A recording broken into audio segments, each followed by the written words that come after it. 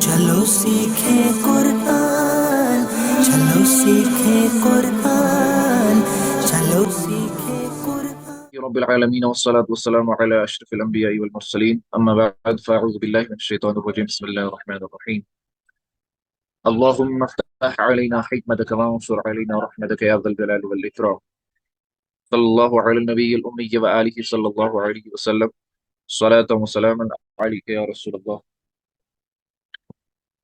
आज हम इंशाअल्लाह अज़्ज़ा व जल तजवीदुल कुरान कोर्स जो हमारा चल रहा है इसकी उन क्लासेस को रिवाइज करेंगे जो आज तक हमने पढ़ी हैं।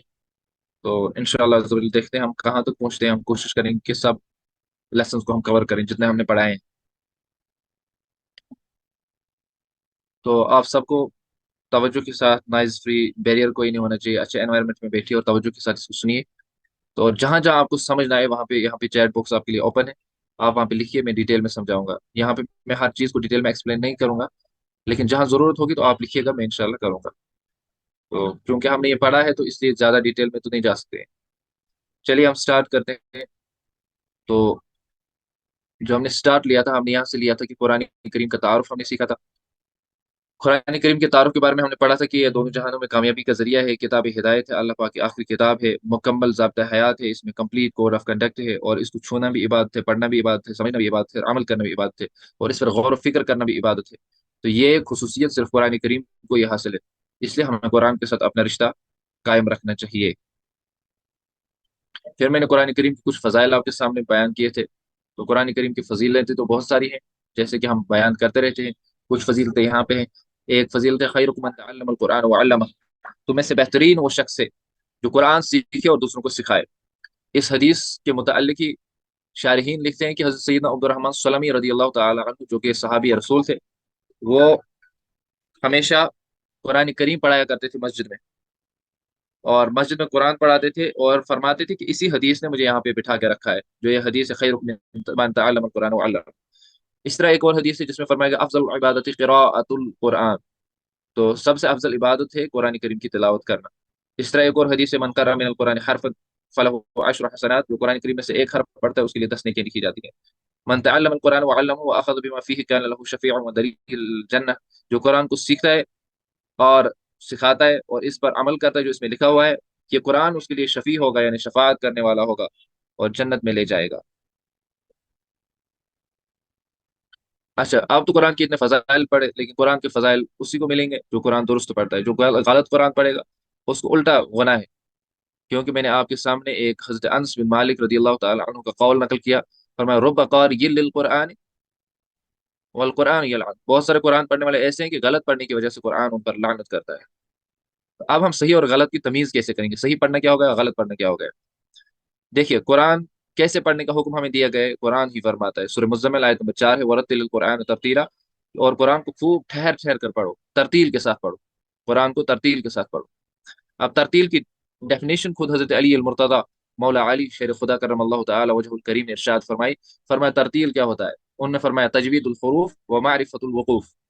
तरतील का माना होता है तजवीदुल हुरूफ, हुरूफ की तजवीद के साथ पढ़ना, यानी मखारिज सिफात के साथ अदा करना, और वह मारिफतुल वुकूफ, और वक्फ की जगहों को पहचानना, या कहाँ पे स्टॉप करना है, कहाँ स्टॉप नहीं करना है। तो यहाँ पे मसला ये हुआ साबित कि कुरान करीम को हमें एक तो तजवीद के मुताबिक पढ़ना है, और वक्फ, हमें कहाँ स्टॉप करना है कहाँ स्टॉप नहीं करना है इसका ख्याल रखना है। यही है इस तरतील का माना, जिस तरह हमें कुरान ने हुक्म पढ़ने का दिया है। और इसी से तजवीद की फर्जियत भी साबित होती है। बाज लोग कहते रहते हैं ना, तजवीद के साथ जरूरी नहीं है, हम जैसे पढ़ेंगे वैसे पढ़ेंगे तो अल्लाह कबूल करेगा। ऐसी बात नहीं है। अल्लाह ने ये हुक्म दिया है, जो अल्लाह की नाफरमानी करेगा तो नाफरमानों का अंजाम कुरान में ही लिखा है। तो तजवीद की फर्जियत इस आयत से साबित होती है। अब हम देखते हैं ये तजवीद होती क्या है। क्योंकि हजरत अली ने फरमाया था तजवीद और वक्फ की जगहों का पहचानना, इसी को तरतील कहते हैं। अब हम उस तजवीद को सीखते हैं कि तजवीद क्या है। तजवीद का एक लुग़वी माना है, लिटरल मीनिंग है, वो है तहसीन वल इत्यान बिल जय्यद, संवारना, किसी काम को संवारना, डेकोरेट करना, खूबसूरत करना, या किसी काम को उम्दगी के साथ करना, अच्छे तरीके के साथ करना। तो ये तो हो गया लुग़वी माना। असल तारीफ पे हम आएंगे, जो इस्तिलाही माना है, जिसको हम टेक्निकल मीनिंग कहते हैं। वो है, हुआ इल्म युबहसु फीही अन मखारिजिल हुरूफ व सिफातिहा व अन तुरुक़ि तस्हीहिल हुरूफ व तहसीनिहा। इल्म तजवीद उस इल्म का नाम है जिसमें हुरूफ के मखारिज और उनकी सिफात। हुरूफ की बात हम करेंगे। हुरूफ होते हैं अलिफ से या तक, वो तो आपको पता ही है। क्योंकि हम डील करते हैं हरूफ के साथ यहाँ।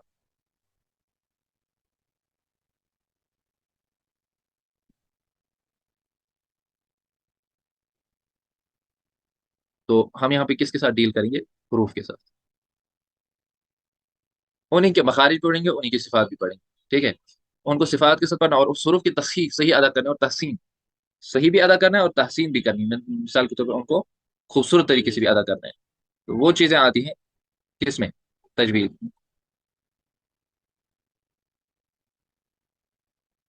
एक तो मखारिज आते हैं, एक और आती है सिफात। इसी को मैंने फिर बनाया था एक इक्वेशन टाइप में कि तजवीद अगर हम देखेंगे, दो चीजों का मजमुआ है। एक है मखारिज, दूसरी चीज क्या है? सिफात। मखारिज और सिफात ये किन के हम पढ़ेंगे? हरूफ। हरूफ जो अलिफ से याद है। तो मखारिज और सिफात के मजमुए का नाम तजवीद है। ये हो गया। तो तजवीद मैंने बोला था मखारिज और सिफात का नाम है। एक मखारिज पढ़ेंगे, हम सिफात पढ़ेंगे। मखरज को माने हरूफ के निकलने की जगह। मखारिज 17 है, हरूफ के निकलने की जगह 17 है। 17 जगहों से सब हरूफ अदा होते हैं। ये 17 मखारिज जो है ना, ये 17 मखारिज 5 पार्ट्स में हम डिवाइड करते हैं। जो हमारे बॉडी पार्ट्स हैं, 5 बॉडी पार्ट्स से ये 17 मखारिज अदा होते हैं। ठीक है। एक है हलक, जिसको हम, जो हलक जो है वो, जो थ्रॉट है ये।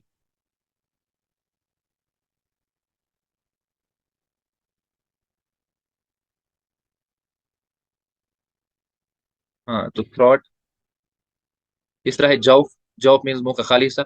खशूम मीन्स नाक का वो बांसा जिसको हम नेजल कैविटी कहते हैं। शफतान मीन्स होंठ दो। लिसान मीन्स जुबान। ये 5 चीजें यूज होती हैं जहाँ पे हम मखारिज पढ़ते हैं। तो आपको मखारिज याद करने का तरीका भी मैंने बताया था। हम हलक से ही शुरू करते हैं, यहाँ से। यहाँ से हम शुरू करेंगे, होंठों पे खत्म करेंगे, यहाँ पे एंड करेंगे, इधर। इधर पे एंड करेंगे। और स्टार्ट कहाँ से लेंगे? यहाँ, हलक से, इधर से। जब हम स्टार्ट लेंगे, तो पहले हम यहाँ पढ़ेंगे, फिर यहाँ पढ़ेंगे, फिर यहाँ पढ़ेंगे, फिर इधर पढ़ेंगे। कौन कौन सा हरफ कहाँ से निकलता है, तो वही हम बताएंगे आपको इंशाल्लाह। चलिए, तो पहले हम हलक को ले लें। हलक से कौन कौन सा हरफ अदा होते हैं? हलक से 6 हरूफ अदा होते हैं। हलक के 3 पार्ट से, एक है नीचे वाला हिस्सा, ये वाला। ठीक है, यहाँ पे जो दिख रहा है आपको, ये वाला हलक का नीचे वाला हिस्सा है।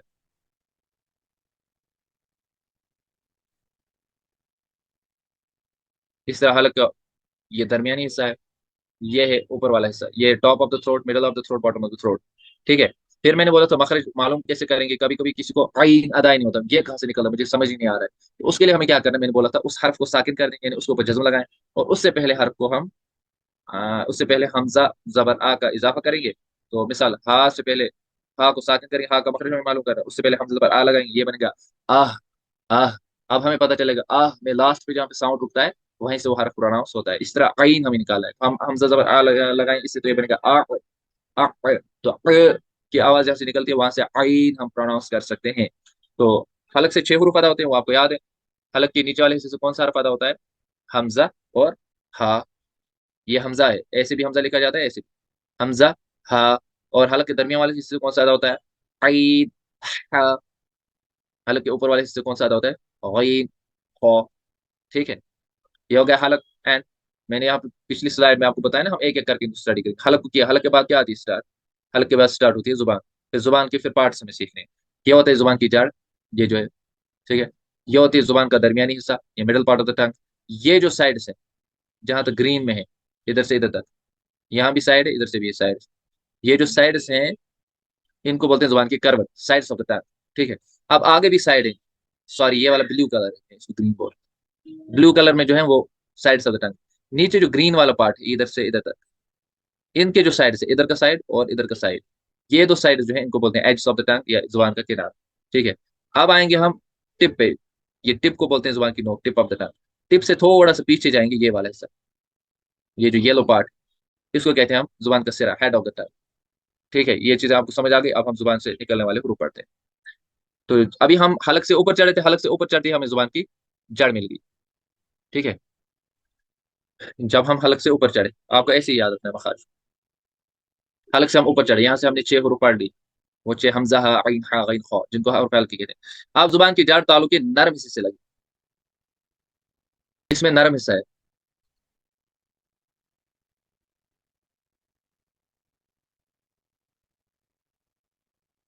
इसमें सख्त हिस्सा है।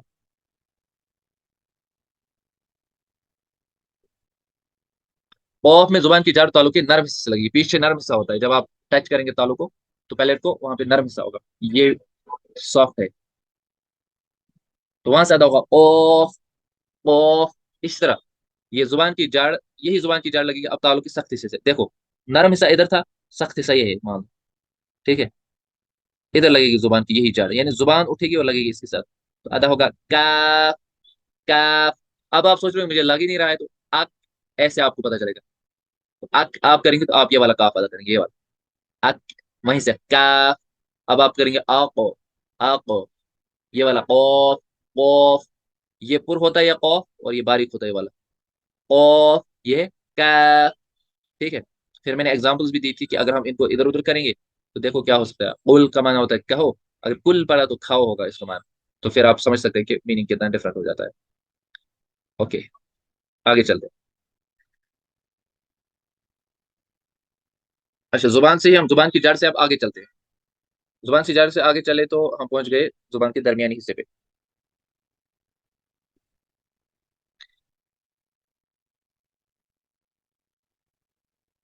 जुबान के दरमियानी हिस्से, जब जब तालु के दरमियानी हिस्से से लगता है, देखो यहाँ पे जो आप देख रहे हैं, ये जुबान का दरमियानी हिस्सा, जुबान का सेंटर वाला पार्ट तालु के सेंटर वाले पार्ट के साथ टच हो गया, तो यहाँ से प्रोनाउंस होंगे ये तीन हरूफ, जीम, शीन, या। ये एक ही जगह से निकलते हैं।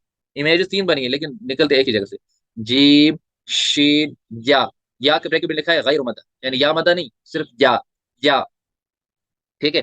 प्रैक्टिस कर सकते हैं अज, अश, आई, फिर वहां से निकाल सकते हैं। फिर मैंने आपको बोला था दांतों को हम पढ़ेंगे, क्योंकि आगे जो हमें मखरज सीखने हैं उसके लिए हम दांत यूज करने हैं।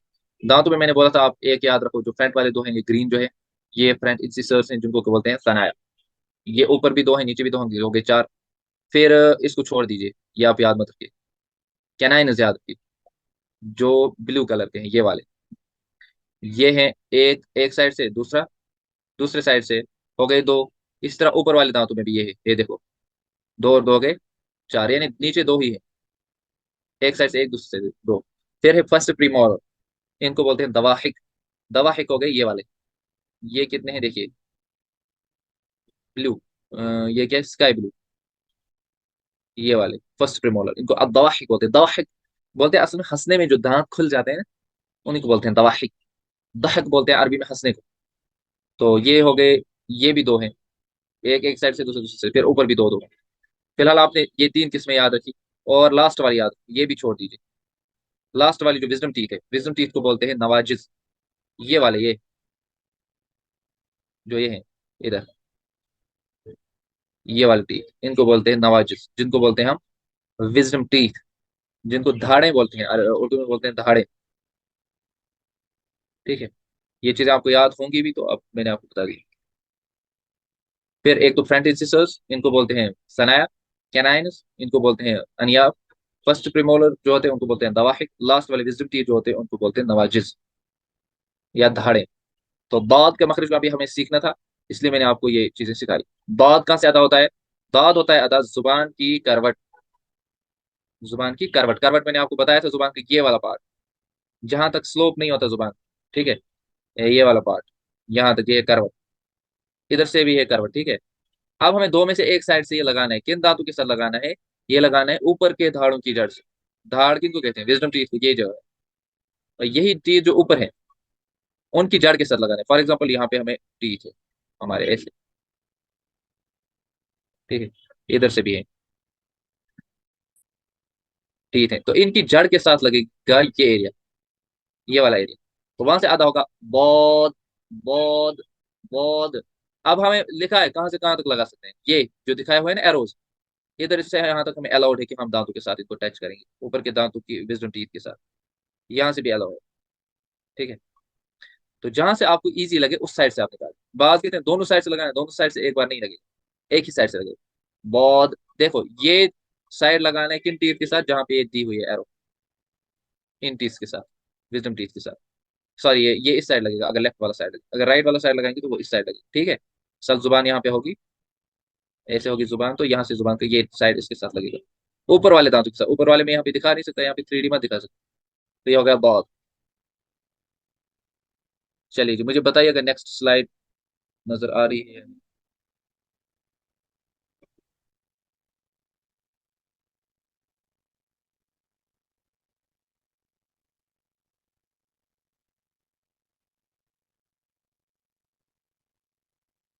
होरेशो third slide, third lecture.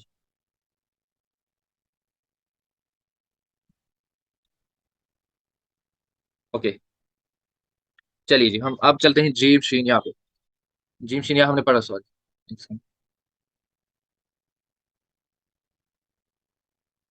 Gym शिम यहाँ और दौद हमने पढ़ा। दौद के बाद हम देखेंगे कौन सा हर्फ है। दौद के बाद लाम आ रहा है। लाम कहाँ से अदा होता है? जुबान का किनारा और दवाहिक से सनाया तक के मसोलों से अदा होता है। जुबान का किनारा, अब मैंने किनारा बताया था, ये वाला ग्रीन एरिया जो जुबान का है। इस साइड भी किनारा है, इस साइड भी किनारा है, कोई भी किनारा जिस साइड से आपको इजी हो उस साइड से लगाओ। कहाँ से लगाओगे? दवाहिक से सनाया, ये है दवाहिक, ये है सनाया। इन दांतों, ऊपर वाले दांतों की बात हो रही है यहाँ भी। ऊपर वाले सनाया, दवाहिक से सनाया तक के मसोड़ों, मसोड़ों मीन जिन गम्स, जिनके अंदर जो है ना ये फंसे होते हैं, दांत फंसे होते हैं, उनके साथ ये साइड लगा रहे हैं। अगर राइट साइड से लगाएंगे तो यहाँ से यहाँ तक जो दांत है उनके मसोड़ों के साथ, ये है मसोड़े में साथ। ये जो येलो पार्ट दिखाया है ना, ये मसोड़े। हो गया लैब। लैब, लाम नहीं पढ़ना, लाम जो नाक से निकालते हैं, लाम नहीं, लैब। लैब। चलिए आगे चलते हैं। मखारिज में से फिर है नून। नून भी मान लो यही जुबान का किनारा, यहाँ पे अनियाब से सनाया। नून में अनियाब से सनाया, अनियाब तो सनाया, यानी तीन दांत इन्वॉल्व होंगे उसमें। दवा उसमें लाम में चार दांत इन्वॉल्व होते थे, यहाँ पे तीन इन्वॉल्व होंगे। मगर इनके मसूड़ों के साथ नहीं, यहाँ पे इनकी जड़ के साथ लगाया जाएगी। यही जुबान का किनारा, दोनों साइड से अलो है। कंफ्यूजन जहां होगा वहां लिखना, मैं तेज तेज चलूंगा क्योंकि हमें कवर करना है सब। अब रॉ की बात आ गई। रॉ इजी है। जुबान की टिप जो है वो तालु के साथ लगेगी, मुकाबिल के तालु, मीन्स वहीं पे हार्ड पैलेट को टच करेंगे तो रॉ अदा होगा। चलिए आगे, ता दौल तौ। ता दल तौ जो यहाँ से अदा होगा जुबान की नोक और ऊपर के दांतों की जड़। जो ऊपर के दांत फ्रंट टीथ है, फ्रंट टीथ की जड़ के साथ लगेगी। ये मान लो फ्रंट टीथ है, इसकी जड़ ये हुई। जड़ ये नहीं हुई, जड़ ये हुई। यहाँ भी नीचे वाले दांत दिखाए गए, ऊपर वाले हम दिखाई नहीं सकते इस तरह। तो ये असल में ऊपर वाले दांतों के जड़ के साथ लगाना है। तो अदा होगा ता दाल तौ। ता और तौ में फर्क है, ता बारीक है, तौ पूर्ण। फिर है ता दाल गौ। ता दाल गौ होता है जुबान का सिरा। सिरा मैंने बोला था नोक से थोड़ा सा पीछे, ये टिप है। टिप से थोड़ा सा पीछे, यानी टिप बाहर निकलेगी और जुबान का सिरा जो है वो क्या लगेगा? ऊपर के दांतों के अंदरूनी किनारे से। ये मैंने दांत दिखाया था, किसने फिर कहा था ये उल्टा है।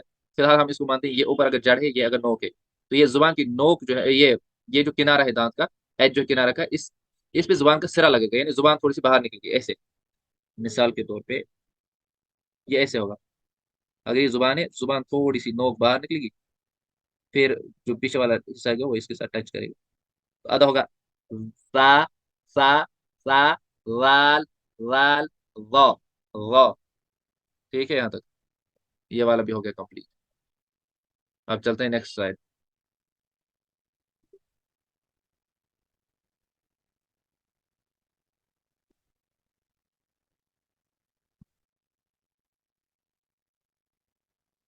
स्लाइड शो हो रही है, फोर्थ वाला ये लेक्चर स्लाइड शो हो रही है।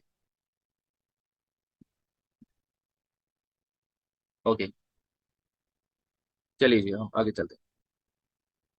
इसमें हमने पढ़ा था फिर जा सीन सॉद। अभी में हमने पहले हलक पढ़ा, अब जुबान की चल रही है, जुबान पर चल रही है। जुबान का नोक जो है ना, ये लगेगी दोनों दांतों के अंदर किनारे से, यानी दोनों दांत थोड़े बंद रहेंगे, ऐसे इन दो की गैप में लगेगी जुबान की नोक, टिप लगेगी। तो अदा होगा जा सीन सौद। ये तीनों हुरूफ सीटी के साथ निकलते हैं, इनकी ये सिफत है। सीटी के साथ सौद में दूसरी सिफत भी है, ये हुरूफ मुस्ताले भी है, ये पूर्व भी होगा सौद। जा सीन सौद। तो ऐसे इनको अदा करना है। जुबान की नोक दोनों दांतों के अंदरूनी किनारे से लगेगी। आगे चलते हैं फिर, आते हैं हम होंठों के मखारिज में। होंठों से चार हरूफ अदा होते हैं, और मैंने बोला था फा बा मीम बा। फा होता है, फा कहाँ से अदा होता है? निचले होंठ का वेट पार्ट और ऊपर ऊपर वाले दांतों के अंदरूनी किनारे। ऊपर वाला दांत लगता है निचले होंठ के साथ, मगर वेट पार्ट अंदर से होता है। अदा होगा फा। फा। फा को अदा करते वक्त एक गलती होती है, वो ये होती है कि दोनों होंठों को मिलाया जाता है। दोनों लिप्स को नहीं आप मिलाएंगे, बल्कि बल्कि नीचे वाले लिप्स और ऊपर वाले दांत, ये मिलाएंगे आप। फा। फा। फिर है बा। बा में दोनों होंठ मिलेंगे, लेकिन वेट पार्ट मिलेगा। बा, यानी तर हिस्सा, जो अंदर वाला पार्ट। बा। मीम में खुश्क हिस्सा मिलेगा। मीम, जो बाहर वाला हिस्सा होता है ना, मीम। मीम, जब हमारे होंठ खुश्क हो जाते हैं तो हम उनको तर करने के लिए क्या कहते हैं? उसी वक्त हम मिलाते हैं दो खुश्क पार्ट्स को। मीम। वाव जो है, वाव दोनों होंठ की गोलाई से अदा होता है, वाव। वाव। ठीक है, गोल होंगे वाव में ही हो। बाकी किसी हरफ में आपको होंठ गोल नहीं करने, सिर्फ वाव में करने। और पेश के वक्त गोल होते हैं, लेकिन वाव में ही बाकी गोल करेंगे हम होंठ। हुरूफ मुस्तालिया को पढ़ते वक्त गोल नहीं करेंगे। ठीक है, आगे चलते हैं। हुरूफ मद्दा, हुरूफ मद्दा तीन है। ये हुरूफ मद्दा तीन है। इनका मखरज है, इनका मखरज है वो एम्प्टी कैविटी। आपको मैंने पढ़ा है, आप हुरूफ मद्दा आपको पता है। आ उ ई जो साउंड है वो निकलता है मुंह के खाली हिस्से से। मखारिज के फाइव मेजर पार्ट्स मैंने पढ़ाए थे। एक है हलक, दूसरा क्या है, जुबान है, तीसरा है होंठ, चौथा है एम्प्टी कैविटी जो इसकी है मुंह की खाली हिस्सा है, और पांचवा है नेजल कैविटी जो नाक का पासा है, खैशरुम जिसको कहते हैं।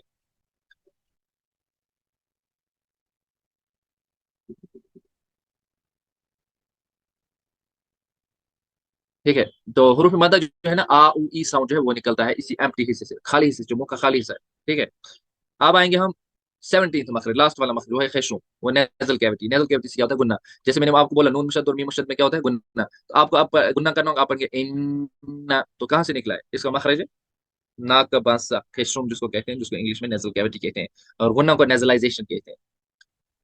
ठीक है, तो फाइव मेजर एरियाज कौन कौन से, एक है थ्रॉट, ऑरल कैविटी, और नेजल कैविटी, लिप्स और टंग। इन पांच को एक एक करके स्टडी किया करो, और अगर आपको याद रखे ना मखारिज, पहले थ्रॉट के याद रखो 6, फिर टंग के याद रखो कितने, फिर इस तरह ऑरल कैविटी के याद रखो, फिर इसके याद रखो, लिप्स के याद रखो, ऑरल कैविटी को लास्ट पे लाओ, लिप्स के याद रखो, मैक्सिमम इसी में आ जाते हैं। फिर ऑरल कैविटी और नेजल कैविटी को ले लो, तो आपके मखारिज इजी हो जाएंगे। फिर मैंने आपको ये इमेज भी आप रखेंगे याद, तो आपको मखारिज याद हो जाएंगे। हलक के नीचे वाले हिस्से से, यहाँ पे अदा हो गया हमजा, ठीक है, यहाँ पे अदा होगा गईन हा, यहाँ पे गईन खा। अब आए जुबान की जड़ पे, यहाँ पे जुबान की जड़ तालु के नरम हिस्से से लगी तो अदा हो गया कौफ। जुबान की जड़ तालु के सख्त हिस्से से लग गई इधर, तो अदा हो गया कैफ। ये जुबान का दरमियान हिस्सा तालु के दरमियान हिस्से से लग गया तो अदा हो गया जीम शीन या।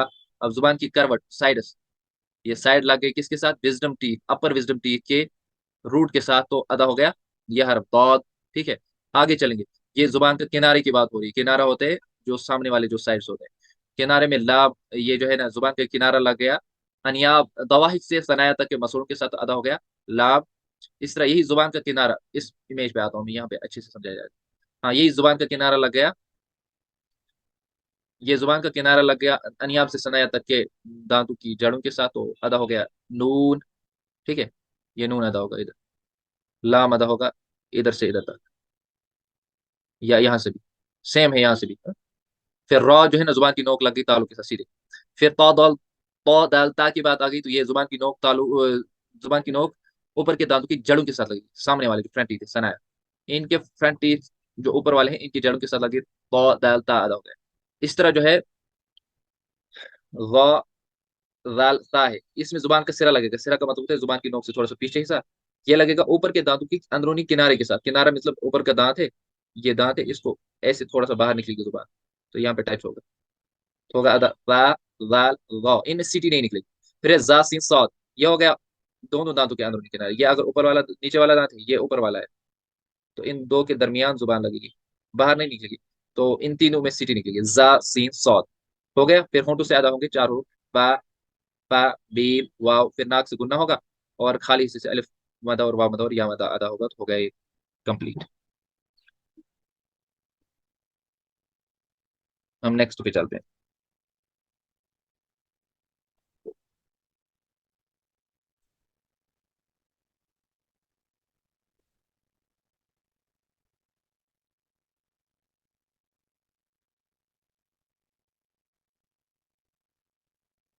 फिफ्थ स्लाइड हो रही शो। ओके, तो अब कहते हैं हम ये हुरूफ मुफरदात, जिनको हुरूफ तहजीबी कहते हैं, अरबिक में भी ऐसे ही अल्फाबेट्स हैं, ये कितने हैं, 29। इन 29 में से 7 हुरूफ ऐसे हैं जो हुरूफ मुस्तालिया हैं, ये आपको याद रखने हैं। इनको हमेशा पुर पढ़ना है, मोटा पढ़ना है इन 7 को, वो है ख सा द प ज़ गैन क़ाफ। दूसरी बात आपको याद रखनी है, 3 हुरूफ हैं जिनमें सीटी निकलेगी, जा सीन साद।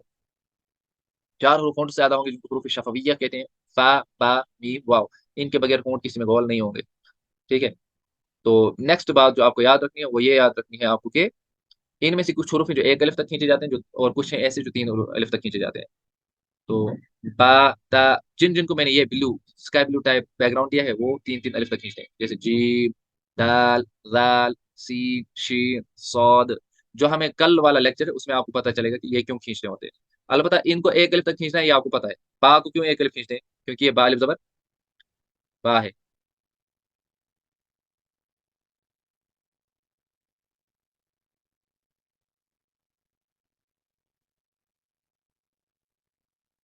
हाँ,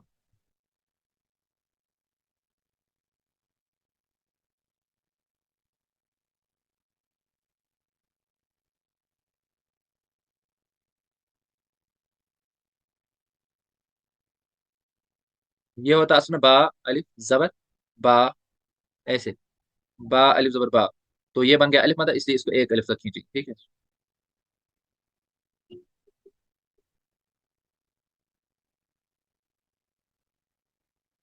ये असल में ऐसे बा अलिफ जबर बा, ता अलिफ जबर ता, तो ये हरूफ मद्दा, इनको एक अलिफ तक खींचेंगे। तो इसको आप मैं एक बार फिर पढ़ देता हूँ। ये है अलिफ बा ता सा जीम हा खा दाल लाल रा जा सीन शीन صاد ضاد ضا ظا عين غين فا قاف كاف لام ميم नून वाव हा हमजा या। यहाँ तक आपको समझ आ गया होगा। अब ऐसे ही हमें जब हम मुफरद मुफरद और मुफरद मिलता है तो मुरक्कब बनता है, तो ये मुरक्कबात है। जैसे इसको भी ऐसे ही पढ़ेंगे जैसे मुफरदात को पढ़ाते हैं, जैसे जी दाल खौ दाल, यहाँ पे इसको एक अलिफ खींचना है, इसको तीन अलिफ खींचना है, ये चीजें आपको पता होंगी। यहाँ पे फॉर एग्जाम्पल हमारे पास तीन टाइप्स के आ गए, तीन तीन हरूफ आ गए एक ही साथ मिले हुए। तो इसको भी हम वैसे ही पढ़ेंगे। बा को एक अलिफ, लाम को तीन अलिफ, बा को एक अलिफ, ये बनेगा बा ला बा। इस तरह बा को एक अलिफ, हा को एक अलिफ, मीम को तीन अलिफ, बा हा मीम। ठीक है, ऐसे ही इनको पढ़ना है। चलिए हम नेक्स्ट स्लाइड पे चलते हैं।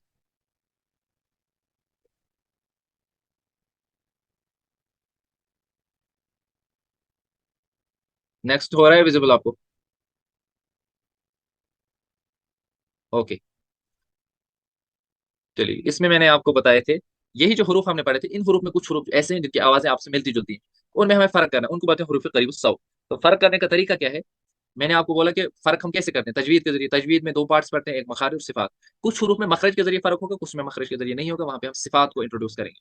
फॉर एग्जाम्पल मेरे पास ये है, ता और तौ आपस में मिलते हैं, ता और तौ निकलते तो एक ही जगह से हैं, जुबान की नोक और ऊपर के दांतों की जड़ से। लेकिन इनमें फर्क करने के लिए क्या करेंगे, हम तौ को ऊपर पढ़ेंगे, ता को बारीक पढ़ेंगे, ये हो गया ता, ये हो गया तौ, हो गया इन दो में फर्क। फिर है ता सीन सौद, इनकी आवाज आपसे मिलती जुलती है, ये सिमिलर साउंड वाले हैं। तो इसमें भी फर्क करेंगे। सा जो है, सा का मखरज ही डिफरेंट है, पहले वो सा इन दो से अलग हो गया सा। और ये सिटी के बगैर पढ़ा गया, ये अदा होता है जुबान का सिरा और ऊपर के दांतों के अंदरूनी किनारे से। सा विदाउट विसल याद होगा। सीन में विसल निकलेगी सीन, ये इसका मखरज सा से डिफरेंट है, जुबान की नोक और दोनों दांतों के अंदरूनी किनारे से सीन। सौद में भी विसल निकलेगी और मखरज इसका सीन जैसा है। अब सीन से ये कैसे डिफरेंट होगा? तो सौद को हम पुर भी पढ़ेंगे, ये पी लिखा है मैंने, ये पुर होगा, विसल प्लस पुर। ठीक है, ये आपको समझ आ चुका होगा। सा सीन और सौद। फिर में हमारे पास दो हरूफ आ गए, हा और हा। हा अदा होता है जुबान ये हलक के दरमियानी हिस्से, middle part of the throat. यह हा होता है अदा बॉटम ऑफ द थ्रोट। हो गया इन दो में फर्क, इनमें मखरज से ही फर्क हो गया। ये है हा, ये है हा। अब जा लाल गौ, इन तीन में कैसे फर्क करेंगे? जा जो है विसल के साथ अदा होता है, ठीक है, जा इसमें विसल के साथ अदा होता है और ये बारीक होगा। लाल ये विदाउट विसल होगा और बारीक होगा। गौ ये विदाउट विसल होगा लेकिन पुर होगा। अब हो गया जाल और गौ में फर्क, क्योंकि निकलते तो ये एक जगह से थे, लेकिन ये जो है ये पुर होगा, ये गौ, ये वाला क्या होगा, पुर, ये वाला जाल बारीक होगा, ये बारीक होगा और साथ में इसको विसल निकलेगी, विसल साउंड निकलेगा।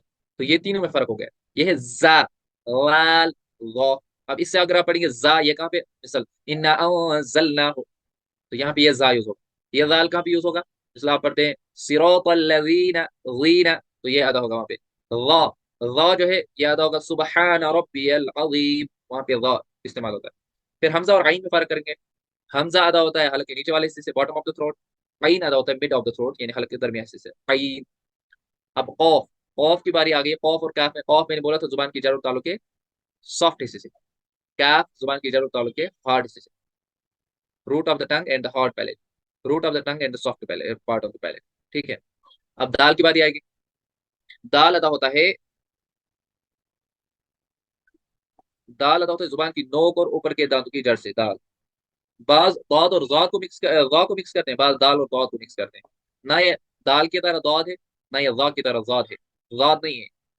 ना ये दाद है दाल की तरह, बल्कि ये है बहुत बहुत बहुत का मखरज है जुबान की साइड्स और ऊपर के विजडम टीथ जो है, यानी धाड़ जिनको नवाजिस कहते हैं, उनकी जड़ के साथ ये अदा होगा। जुबान के साइड्स, जो लास्ट वाले दांत है विजडम टीथ, जो ऊपर वाले विजडम टीथ हैं, उनकी जड़ के साथ लगेगा तो बहुत अदा होगा। चलिए आगे चलते हैं। फिर मैंने आपको पढ़ाया था तनवीन। तनवीन कहते हैं दो जबर दो जेर दो पेश को। तनवीन असल में क्या होता है, ये नून साकिन होता है। तनवीन में नून साकिन का साउंड आता है, जो कलमे के आखिर में आता है, यानी वर्ड के लास्ट पे आता है, बीच में तनवीन नहीं आ सकती, ये लास्ट पे आएगी वर्ड। तो इसमें नून साकिन का साउंड होता है, जैसे बाद पर बन, ये इज इक्वल टू है बाल पर बन के। जिस हर पर तनवीन होती है उसको क्या कहते हैं, उसको कहते हैं मुनव्वन। उसको क्या कहते हैं, उस हरफ को कहते हैं मुनव्वन। ये जिस हर पर तनवीन उसको कहते हैं मुनव्वन। ठीक है। अब हिजे करने के तरीके में ये याद रखना है, इस अलिफ का नाम नहीं लेते, हम बोलते हैं ता दो जबरतन। ता अलिफ दो जबरतन नहीं बोलते, ता दो जबरतन, ता दो जेतिन, ता दो पेश। ये अलिफ और लाम या जो लिखा जाता है, ये लिखा ही जाता है, पढ़ा नहीं जाता है। चलिए आगे चलते हैं। फिर मैंने बोला था जितने आपने यहाँ पे रूल्स किए हैं उनको यहाँ पे अप्लाई कीजिए। मिसाल नज़ला, इसमें नून को देखना है कहाँ से निकलता है, जा को देखना है, जा जो है ये सिटी वाला हुरूफ सफीरिया है। तो इस तरह हरकत को यहाँ मारू पढ़ेंगे आप। ख्वाला ख्वा, शायद हमारी एक स्लाइड मिसिंग है, हरकत को हमने नहीं पढ़ा कहीं पे शायद।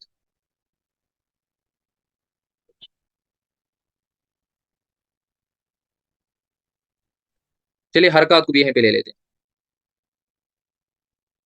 हरकत किसको कहते हैं, जबर जेर पेश। पता नहीं क्या हो गया इनको।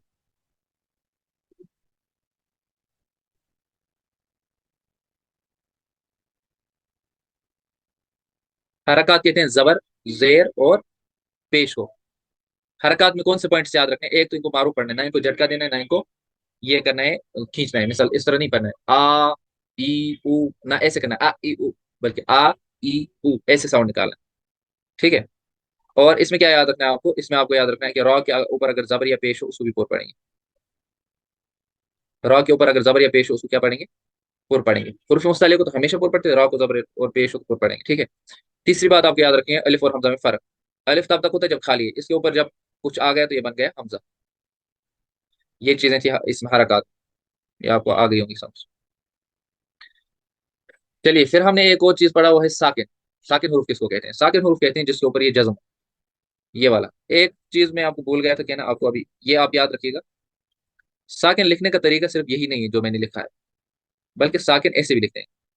मिसाल ऐसे छोटा सा जीरो, जैसे वो डिग्री सेल्सियस होता है, मिसाल दाल पे सुकून डालना हो, तो अरबिक फॉन्ट आप देखेंगे वहां पे ऐसे भी होगा, तो ये भी सुकून की अलामत है, ये भी क्या है, जज्म की अलामत, ये याद रखो। कहीं पे ऐसा लिखा होगा अरबिक, खासकर जो सऊदी अरबिया से कुछ किताबें आती हैं उनमें सुकून ऐसे ही दिखाया होता है। तो ये भी एक फॉन्ट में ऐसे भी लिखा जाता है सुकून। मिसाल यहाँ पे ऐसे लिखा है हमने, तो ऐसे भी लिखा होगा, छोटा सा जीरो होगा, तो वो भी जज्म है। जज्म का दूसरा नाम सुकून है।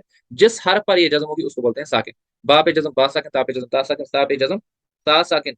इस तरह जीम पे जज्म जीम साकिन, या पे जज्म या साकिन। तो साकिन हरफ कैसे पढ़ा जाता है, ये खुद ही नहीं पढ़ा जाता, ये खुद एक रेस्ट में होता है। इसको पढ़ने के लिए हमें इसको पिछले मुतहर्रिक हरफ के साथ मिलाना पड़ता है। मिसाल वाव साकिन है, तो इसको पढ़ने के लिए हम क्या करेंगे, पिछले मुतहर्रिक हरफ के साथ मिलाकर पढ़ेंगे। तो ये बनेगा जैसे बा के साथ मिलाकर पढ़ेंगे, बा वाव पेश बू। साकिन हरफ का कंसेप्ट पढ़ते पढ़ते हमारे पास एक नया कंसेप्ट, मैंने कहा साकिन आपको बहुत जगह पे जरूरत लगेगा। फिलहाल हमें साकिन हरफ के मुतालिक हम दो रूल्स पढ़ेंगे, एक होता है हुरूफ मद्दा, दूसरा होता है हुरूफ लीन। मद्दा का मतलब होता है खींचना, लीन का मतलब होता है नरमी करना। मद्दा को हम देखते हैं, मद का मतलब होता है खींचना।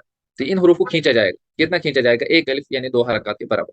कब खींचा जाएगा, तो जब ये तीन हुरूफ मद होंगे, अलिफ मद्दा वाव मद्दा या मद्दा।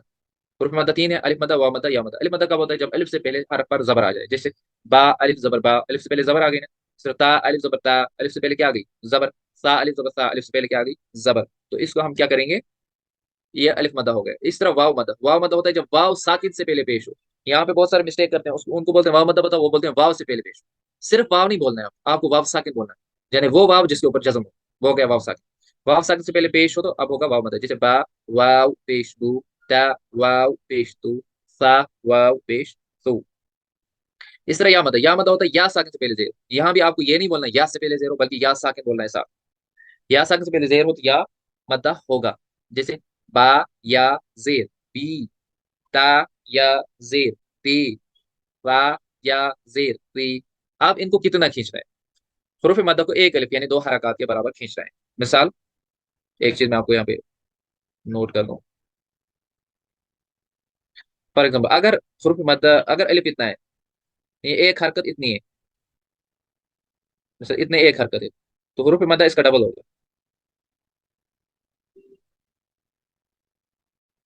हुरूफ मद्दा इतना होगा, ठीक है, इसका डबल। अगर यहाँ तो होगा बा जबर बा, तो बा अलिफ जबर होगा बा, इतना, ठीक है। एक अलिफ यानी दो हरकत के बराबर खींच कर पढ़ेंगे। तो हुरूफ मद्दा का नाम सुनते ही आप ये सोचते हैं कि इसको खींचना है, कितना खींचना है? एक अलिफ खींचना है। चलिए आगे चलते हैं। आप हुरूफ लीन पे आते हैं।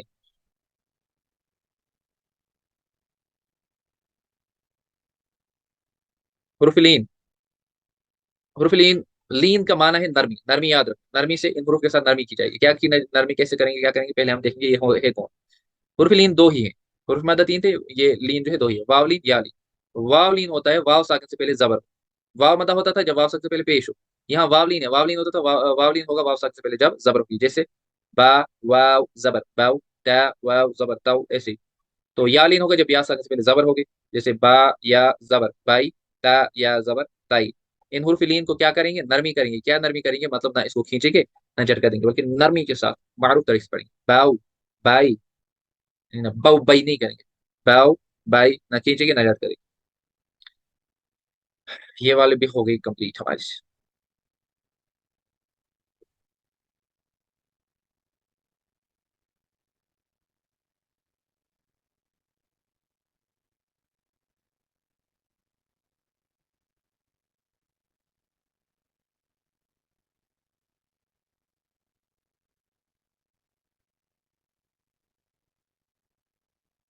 अब हम आते हैं सेवंथ पे।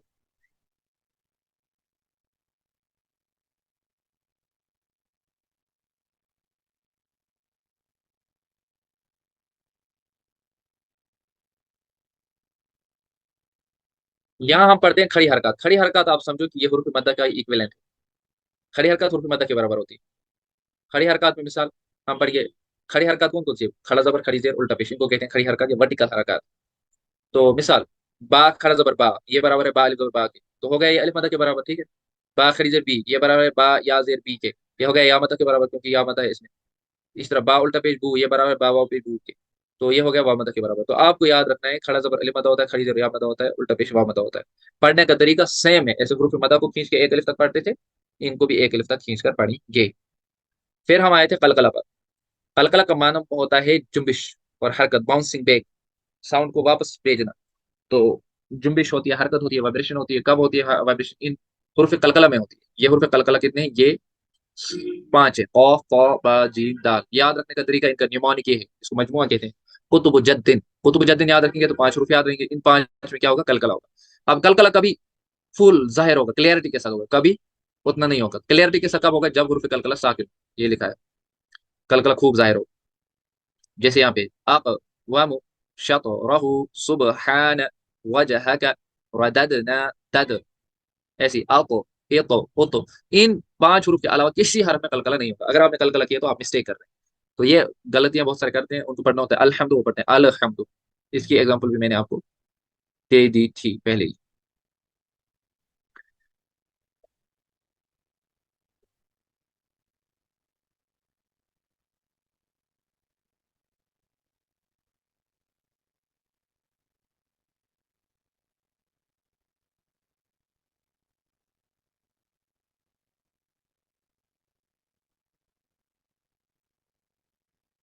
आप लिखिएगा, जहां पे आपको समझ नहीं आता है वहां पे मैं डिटेल में बताऊंगा।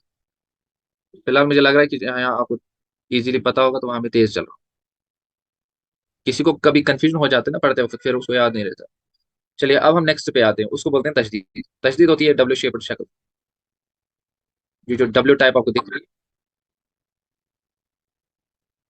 ये तशदीद। जिस हरफ के ऊपर ये तशदीद आ जाएगी वो बन गया मुशद्दद। बा के ऊपर आ गई बा मुशद्दद, नून के ऊपर आ गई नून मुशद्दद, ता के ऊपर आ गई ता मुशद्दद, इस तरह हा के ऊपर आ गई हा मुशद्दद, तो जिस हर्फ पे भी आएगी वो क्या बन जाएगा, वो मुशद्दद हर्फ बन जाएगा। फिर तशदीद वाले हरूफ में हमें दूसरा कंसेप्ट याद रखना है। दो मुशद्दद हरूफ है, एक मीम मुशद्दद और नून मुशद्दद, उनमें गुन्ना होगा। नून पे तशदीद होगी, मीम पे तशदीद होगी, उनमें गुन्ना होगा। इन, तुम, तो इनमें गुन्ना होगा। इन, इन्ना, इन्नी, मिन्ना। कोई अजान पढ़ता है तो वो पढ़ता है अशहदु अन्ना मुहम्मदर रसूलुल्लाह, मुहम्मदर रसूल, वहां पे भी गुन्ना होगा। अच्छा, अगर हुरूफ कलकला के ऊपर तशदीद आ गई तो आप क्या करेंगे, उनको उनको जमाव के साथ अदा करेंगे, एम्फेसिस के साथ अदा करेंगे। मिसाल अद्दा, उस पर प्रेशर देंगे ज्यादा। इद्दा, उद्दा। तो ये हो गया तशदीद का चैप्टर क्लोज। तशदीद में 3 पॉइंट आपको याद रखने के, पढ़ना कैसे, तशदीद वाले हर्फ को 2 बार पढ़ा जाता है। अब मिसाल इसमें तशदीद है, इसको 2 बार पढ़ा जाएगा। हमजा बा जबर अब, बा जबर बा, अब बा, इसको मैंने ओपन किया है। ऐसे ओपन करके आप तशदीद वाले हुरूफ को पढ़ सकते हैं जब आपको तशदीद वाले हुरूफ पढ़ने में दुश्वारी हो। दूसरी आप याद रखेंगे कि मीम मुशद्दद और मीम मुशद्दद में गुन्ना करेंगे, हुरूफ कलकला पे अगर तशदीद होगी उनमें जमाव देंगे, उनमें प्रेशर डालेंगे थोड़ा। ठीक है। फिर मैंने कुछ एग्जांपल्स दी थी, इनमें गलतियां करते हैं लोग। मुजम्मिलु, यहाँ पे गुन्ना करना भूल जाते हैं, या एक को तशदीद पढ़ते हैं दूसरे को नहीं पढ़ते। आधे पढ़ते हैं मुजम्मिलु, मुजम्मिलु नहीं, मुजम्मिलु। और तशदीद में एक इंपॉर्टेंट रूल है, ये इंपॉर्टेंट रूल जो है ना, ये भूल जाते हैं बहुत सारे लोग। वो ये है कि पहला हरफ मुतहरिक हो, दूसरा साकिन और तीसरा मुशद्दद हो, तो उस वक्त हम साकिन हरफ को छोड़ देते हैं। देखिए ये मुतहरिक है, ये साकिन है, ये मुशद्दद है, तो साकिन को छोड़ देंगे। लेकिन अक्सर मरतबा छोड़ते हैं, हमेशा नहीं छोड़ते हैं। हमेशा, अभी मैंने हमेशा नहीं छोड़ने की 2 एक्सेप्शंस आपके सामने दी थी, एक्सेप्शनल एग्जांपल्स दी थी। एक अहब, और दूसरा है बसत। इन दो में तो को नहीं छोड़ा जाएगा। इसकी भी थोड़ी सिफात पड़ी जाएंगी, ताकि भी। तो हिजे करने का तरीका भी याद रखना है आपको, यहाँ पे क्या है। जैसे नखलुकुम के हिजे करने, आपको आपको पढ़ना है ना, नून ख जबर नख, लैब ऑफ कैफ पेश लुक। हिजे में आप कौफ का नाम लेंगे, लेकिन जब पढ़ेंगे फिर तो नखलुक का मीम पेश कुम, नखलुकुम। ऐसे ही है, कद तबय्यना, दाल को छोड़ देंगे। अबद्तुम, दाल को छोड़ देंगे। इज़्ज़लमु, दाल को छोड़ देंगे। यहाँ पे मैंने बोला था ये वाला पहला हरफ जो है ना, इसमें हमें इख्तियार है, तजवीद की किताब में लिखा है कि इसमें कौफ को छोड़ भी सकते हैं, नहीं भी छोड़ सकते।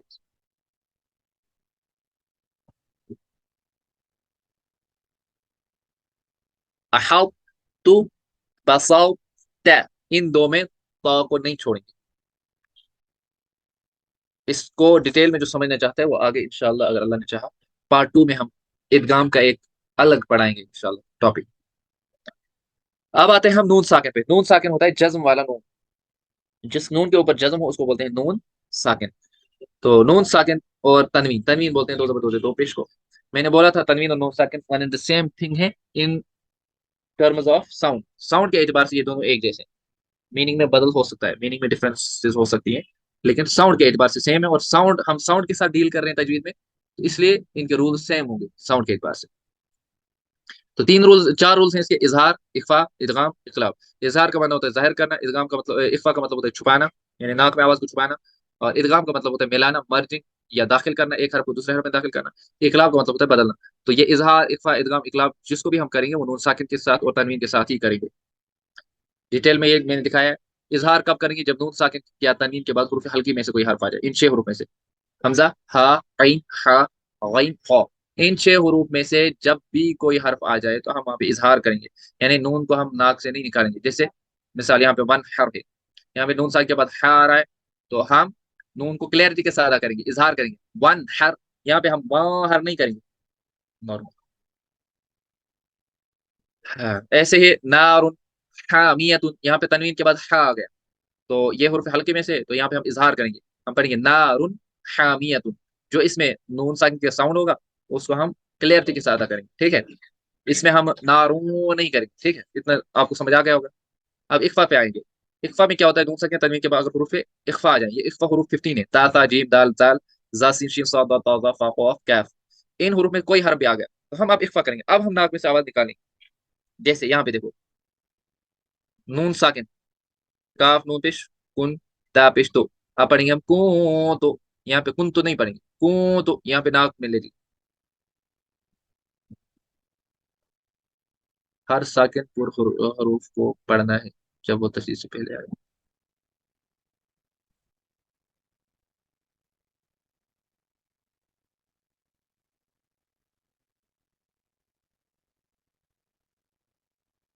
अच्छा, ये आप उसकी बात कर रहे हैं कि हम कब इसको नहीं छोड़ते हैं। जब, हाँ, जब पुर हर्फ के बाद बारीक हर्फ पर तशदीद हो, जैसे अहव्वा में, यहाँ पे ये पुर हर्फ है और ये बारीक है। जब पुर हर्फ के बाद बारीक हर्फ आएगा तो इसमें इदगाम कंप्लीटली नहीं होगा, इसको बोलते हैं नाक़िस इदगाम होगा। कुछ इसकी सिफात बाकी रहेगी। इसको हम पढ़ेंगे बस सॉफ तय। अब आप बोलेंगे हर एक को पढ़ना है, फिलहाल आप याद रखिए, चलिए हर एक को पढ़ना है, जब पहले पुर होगा फिर बारीक होगा। लेकिन इसकी डिटेल्स हैं, ये काफी नहीं है, यही रोल इसके लिए। तो इख्फा क्या मैं समझा रहा था आपको, इस तरह मिसाल के तौर पर ये है हमारे पास, ये हुब्बन, बा दो जबर बन, उसके बाद जीम है, जीम और फिर इख्फा में से। अब हुब्बन जम्मा नहीं पढ़ेंगे, हम पढ़ेंगे हुब्बा जम्मा, जम्मा, मीम में गुना होगा, हुब्बा जम्मा। ठीक है, ऐसे ही करेंगे हम इख्फा। अब रह गए दो रूल्स, तनवीन की चार थे ना, इजहार, इख्फा, इदगाम, इकलाब। अब मैं आपको इदगाम का रूल बताता हूँ।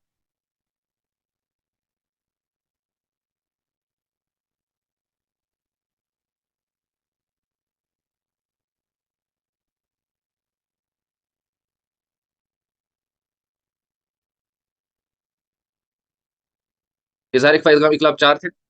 इजहार में आपको याद रखने का तरीका मैंने बहुत बार बताया, फिर बताता हूँ। आपको याद रखना, इजहार में यूज होते हैं नून साकिन और तनवीन के बाद ये छह लेटर्स, हमजा हा आइन हा गैन खा, ये आपको याद है। इख्फा वाले लेटर्स लोगों को याद नहीं रहते, ता सा जीम दाल जाल जा शिन, जा सीन शिन साद दा ता फा कफ काफ।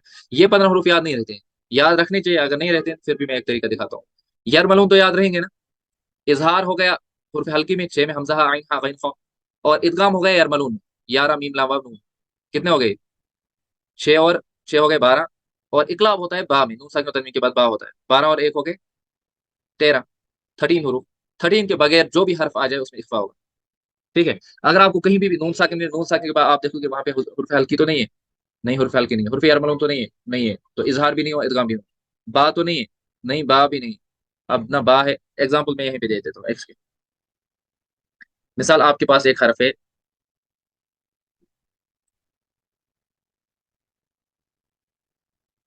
म्यो जो इन। तो आपको देखना है इसमें नून साकिन कौन सा कायदा होगा, नून साकिन जहां भी मिले कोई ना कोई कायदा तो जरूर होगा ना। अब आप देखेंगे ये जीम किस में से, आप पहले ढूंढना हुर्फ हल्की में से, हमजा हा आइन हा गैन खा, नहीं, जीम उनमें से नहीं है। अब आप इख्फा में मत जाइए, आप इदगाम में ढूंढिए, हुर्फ यरमलून में से है जीम, या रा मीम लाम वाव नून, नहीं है, इसमें से भी नहीं है।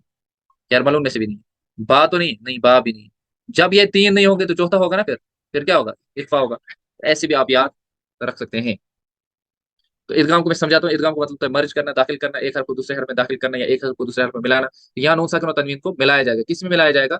जब इनके बाद हुर्फ यरमलून आ जाएंगे, या रा मीम लाम वाव नून, इनके अंदर इसको घुसाया जाएगा। तो जब किसी चीज को किसी के अंदर दाखिल किया जाता है ना, तो वहां पे कभी कभी वो चीज नजर आती है, कभी कभी वो चीज गायब भी हो जाती है। उसी एतबार से यहाँ भी होता है। तो हम करेंगे काम, जब इदगाम होगा, इदगाम करते वक्त क्या होता है, कभी कभी वो हर्फ पूरा, नून साकिन की पूरी सिफात गायब हो जाती है, तो गुन्ना नहीं होगा, बिला गुन्ना इदगाम होगा, जैसे रा और लाम। मिसाल मेर रब्बिहिम, तो वहां आर रब्बिहिम जैसे, आर रब्बिहिम में क्या होगा, यहाँ पे नून साकिन का इदगाम तो रा में हो गया, यानी रा में ये दाखिल हो गया, लेकिन ये नून पूरा गायब हो गया, ये दिख ही नहीं रहा है। और रब्बिहिम हमें लग ही नहीं रहा है पढ़ते वक्त कि वहां पे नून भी है। तो इसको बोलते हैं इदगाम बिल्ला गुन्ना, ये गुन्ना के बगैर इदगाम हो गया। और इस तरह रा में भी होगा, ला में भी होगा, ला में मिसाल मिल लदुनहु, मिल लदुनहु, मिल लदुनहु। यहाँ पे भी मीम नून लाम जेर मिल, ऐसे जैसे करना है, मीम नून लाम जेर मिल, लाम जबर ला, मिल लदुनहु। तो यहाँ भी नून का लाम में इदगाम हो गया, लेकिन विदाउट गुन्ना हो, विदाउट गुन्ना, गुन्ना नहीं हुआ, इदगाम बिला गुन्ना। इदगाम बेगुन्ना किस में होता है? चार रूप में होता है। रा और लाम को निकाल लिया हमने पहले ही, अब कौन बच गया वहां पे? या मीम आव नून, इनमें इदगाम बेगुन्ना होगा। जैसे नून साइन के बाद या है, ला नून या जबर, लाई, या ऑफ जबर यक, लाई यक, दाल जेब दी, लाई यक दी, रा जबर रा, लाई यक दी रा। यहाँ पे इदगाम भी हुआ और नून की आवाज भी दिख रही है, दिख रही है ना। ये बन गया लाई यक दी रा, तो ये इदगाम बेगुन्ना। जहां पे नून की आवाज पूरी खत्म हो जाती है वो इदगाम बिला गुन्ना होता है, विदाउट गुन्ना। अब आते हैं नेक्स्ट का, वो है इकलाब। इकलाब, इकलाब होता है नून साकिन या तनवीन के बाद हरफे बा आ जाए, हरफे बा आ जाए तो होगा इकलाब। तो इकलाब का मतलब क्या है? नून साकिन तनवीन के जब हर्फ बा आ गया, अब हम चेंज कर देंगे। किसको चेंज करेंगे? ये आपको याद रखना है, इजहार इकफा इदगाम सब किसका होता है? नून साकिन और तनवीन का। तो नून साकिन और तनवीन को हम चेंज कर देंगे किसमें? मीम साकिन। और मीम साकिन में चेंज करते वक्त प्लस एक चीज और बढ़ाएंगे, वो गुन्ना करेंगे साथ। एग्जाम्पल यहाँ पे हमें लनस फअन था हमारे पास, आइन दो जबर, असल में ये था ऐसे, आइन दो जबर अन। आइन दो जबर अन किसके बराबर है? आइन दो जबर अन के। ये नून साकिन हमने मीम में चेंज कर दिया, तो एक ही जबर बच गई, ये जबर हमने यहाँ पे लाई, ये बन गया लनस फअन बिन नासिया। ठीक है। तो आपको याद रखना, यहाँ पे तनवीन को हमने चेंज किया किसमें?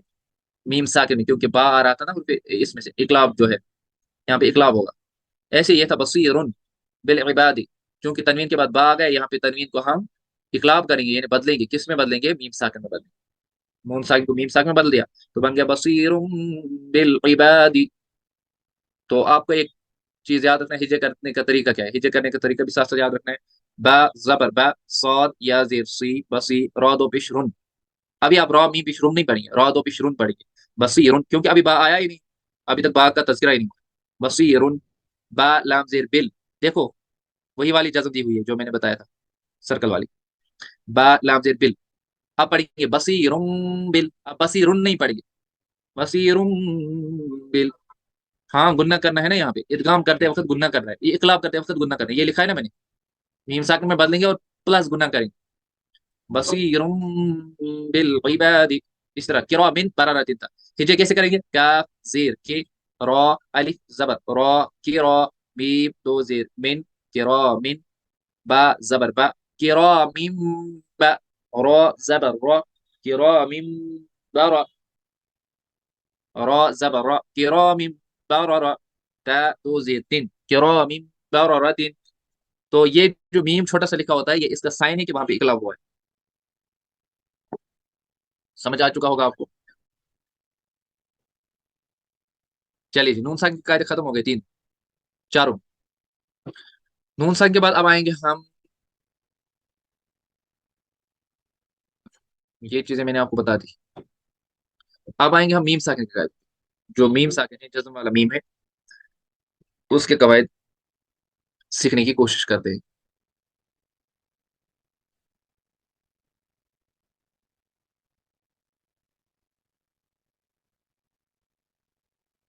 मीम साकिन के तीन कायदे हैं। मीम साकिन के, अब मीम साकिन मीन मीम जिसपे जज्म होगी। ठीक है। मीम साकिन के तीन कायदे हैं, इदगाम शफवी, इख्फा शफवी, इजहार शफवी। इदगाम शफवी कब होगा? जब मीम साकिन के बाद दूसरा मीम आ जाए, तो इदगाम शफवी होगा, यानी वहां पे हम गुन्ना करेंगे। इदगाम शफवी में रिजल्ट ये निकलेगा कि गुन्ना हो जाएगा, रिजल्ट ये निकलेगा कि गुन्ना हो जाएगा। इस तरह मीम साकिन के बाद हर्फ बा आ जाए, तो यहाँ भी यहाँ पे इख्फा शफी होगा, रिजल्ट क्या निकलेगा? गुन्ना हो जाएगा। अब बच गया तीसरा, यहाँ इदगाम शफी में मीम साकिन के बाद मीम आ गया, इख्फा शफी में मीम साकिन के बाद बा आ गया। अब कितने हरूफ बच गए? 29 में से 27 बच गए। 27 में से हम अलिफ को भी ले लेते हैं, अलिफ को भी एक्स अलग कर देते हैं, क्योंकि अलिफ जो है ना, वो जो है स्टार्ट में नहीं आ सकता। तो फिर कौन से हरूफ बच गए? तकरीबन 26 हरूफ बच गए। उन 26 हरूफ में से कोई भी हर्फ अगर मीम साकिन के बाद आ गया तो वरना नहीं होगा, यानी बा और मीम के अलावा कोई भी हर्फ आ गया तो वरना नहीं होगा, और इजहार शफवी होगा, यानी वहां पे हम इजहार करेंगे। ये शफवी शफवी क्यों हम इसके साथ लगाए थे वो मैंने आपको बताया था, क्योंकि मीम जो है ये होंठों से अदा होता है, होंठों को शफतान कहते हैं, इसलिए इसमें जो इदगाम होगा वो इदगाम शफवी है। ठीक है, मैं रिपीट करता हूँ। मीम साकिन के थ्री कायदे, थ्री रूल्स है। एक है इदगाम शफवी, तीसरा है इख्फा शफवी, चौथा है इजहार, सॉरी, पहला है इदगाम शफवी, दूसरा है इख्फा शफवी, तीसरा है इजहार शफवी। पहला इदगाम शफवी कब होगा? मीम साकिन के बाद जब दूसरा मीम आएगा। जैसे ये देखो, मीम साकिन के बाद दूसरा मीम आ रहा है, तो क्या होगा? इदगाम शफवी। इदगाम शफवी करते वक्त क्या होगा? गुना होगा। यहाँ पे था हमजा नून जबर अन, ता मीम पेश तुम, आ तुम, मीम ज़ा पेश मुज, आ तुम मुज। मीम साकिन के बाद दूसरा मीम आ गया, यहाँ पे गुना करेंगे। क्यों करेंगे? क्योंकि इदगाम शफवी होगा। आ तुम मुस्लिमून, ये आ गया होगा समझ आपको? ऐसे सेकंड का है वो है इक्फा शफवी। मीम साकिन के बाद अगर बा आ जाए, बा हर्फ, देखिए यहाँ पे मीम साकिन के बाद क्या आ रहा है? बा। तो हम यहाँ पे क्या करेंगे? इक्फा शफी करेंगे। इक्फा शफी का मतलब वहां पे गुना होगा। काफ नून पेश कुन, ता मीम पेश तुम, को तुम, बा जेर बी, को तुम भी, हा खड़ी जेर ही, को तुम भी, हिज्जे में एक तरीका आप याद रखो, जब तक वो हर्फ नहीं आ जाएगा जिसकी वजह से वो रूल अप्लाई होगा, तब तक आप वो रूल अप्लाई नहीं करेंगे। मिसाल, अभी बा नहीं आया तो मैं मीम को पहले ही इख्फा शफी नहीं करूंगा। जब बा भी मैं हिज्जे में पढ़ूंगा तब मीम में मैं इख्फा शफी करूंगा। ये दो आगे समझ। फिर मैं तीसरा बता दूं। हाँ, अब थर्ड बताता हूँ। थर्ड में क्या होगा, मीम साकिन के बाद बा और मीम को छोड़, बा और मीम आ गए ना इक्फा शफी और इदगाम शफी, बा और मीम के अलावा कोई भी हर्फ आ जाए, वो तकरीबन आते हैं 27 या 26 हरूफ। उन 26 हरूफ में से कोई भी हर्फ अगर मीम साकिन के बाद आ गया ना, यानी जज़म वाले मीम के बाद आ गया, तो अब हम वहां पे इजहार शफी करेंगे, यहाँ पे वहां पे गुना नहीं करेंगे। मिसाल, आलम तारा, अब मीम साकिन के बाद ता आ गया, ये ना बा है ना मीम है, बा और मीम के अलावा है ना, तो यहाँ पे हम इजहार शफी करें, आलम तारा। इसी तरह है वल अम्रो, मीम साकिन के बाद बा और मीम के अलावा हर्फ आ रहा है।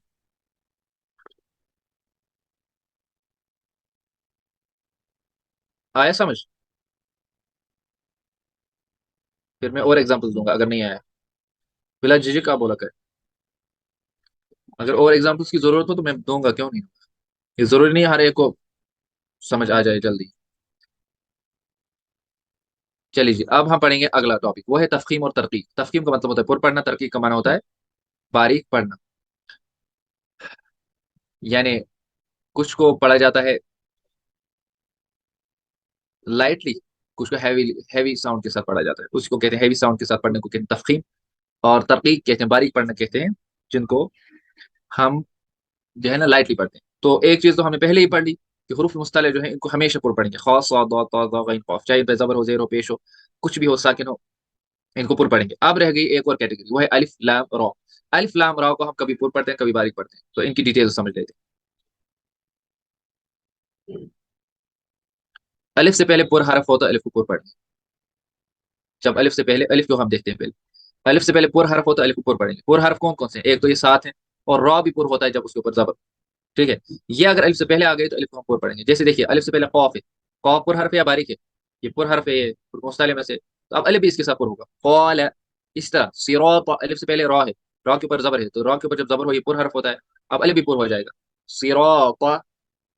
समझ आ गया होगा आप? इसी तरह सिराजन, अलिफ से पहले ये पुर हरफ है क्योंकि रा के ऊपर जबर है। तालिबु, अलिफ से पहले ता जो है ये पुर हरफ है, ये भी पुर होगा। अब अलिफ से पहले इस तरह अगर बारीक हरफ आ गया तो अलिफ बारीक हो जाएगा। जैसे कान, अलिफ से पहले काफ है, काफ पुर हरूफ में से नहीं है, तो इसलिए बारीक हो गया। मालन, यहाँ अलिफ से पहले मीम आ गया, मीम पुर हरफ से, मीम बारीक हरूफ में से, तो इधर अलिफ भी बारीक हो जाएगा। अब आते हैं हम नेक्स्ट पे, वो है लाम। इधर, ठीक है। तो लाम में देखिए, लाम दो टाइप्स के होते हैं, एक होता है इसमें जलालत वाला लाम, एक होता है इसमें जलालत यानी लफ्ज अल्लाह वाला लाम।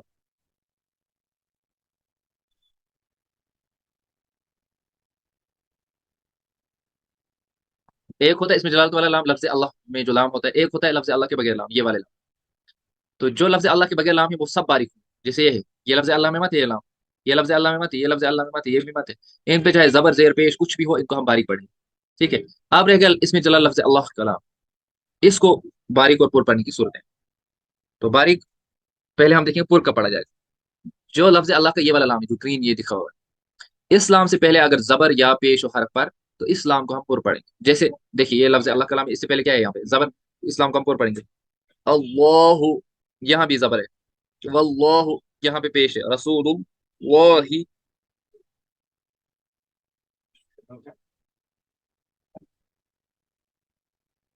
रसूलुल्लाहि, तो यहाँ भी क्या है, पुर होगा। रदियल्लाहु लाम, इस लाम से पहले, लफ्ज अल्लाह के लाम से पहले जबर है तो ये पुर होगा। ठीक है। ये रूल सिर्फ लफ्ज अल्लाह के लाम के लिए, इन लामों के लिए नहीं है। आप गलतियां फिर करते हैं, आप यहाँ भी पुर पढ़ने लग जाते हैं। यहाँ पे जबर हो जेर हो पेश हो, इन लामों को तो हमेशा बारीक पढ़ना है क्योंकि ये लफ्ज अल्लाह वाले लाम नहीं है। तो लफ्ज अल्लाह वाले लाम से पहले अगर जबर या पेश हो तो उसको पुर पढ़ेंगे, अगर उनसे पहले जेर हो तो बारीक पढ़ेंगे। जैसे लिल्लाही, यहाँ पे लफ्ज अल्लाह के नाम से पहले क्या है, जेर है, लिल्लाही, तो बारीक पढ़ेंगे। यहाँ पे लफ्ज अल्लाह के नाम से पहले जेर है तो बिल्लाही, यहाँ भी लफ्ज अल्लाह के नाम से पहले जेर है तो बिस्मिल्लाही। इस तरह यहाँ भी लफ्ज अल्लाह के नाम से पहले जेर है तो इसको बारीक पढ़ेंगे, कुलिल्लाहुम्मा। चलिए अब मैं चाहता हूँ कुछ करूँ।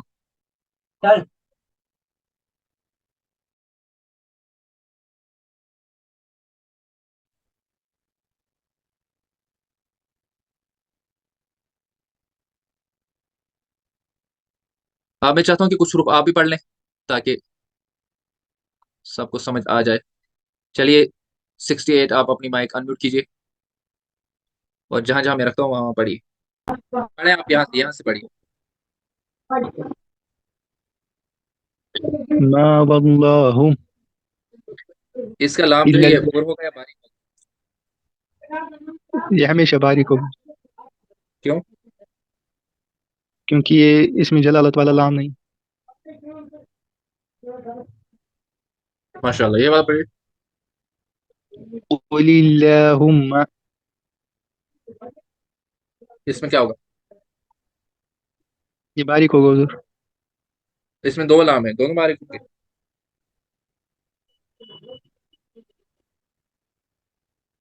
दोनों बारीक होंगे, दो पहला लाम है वा- ना इसमें।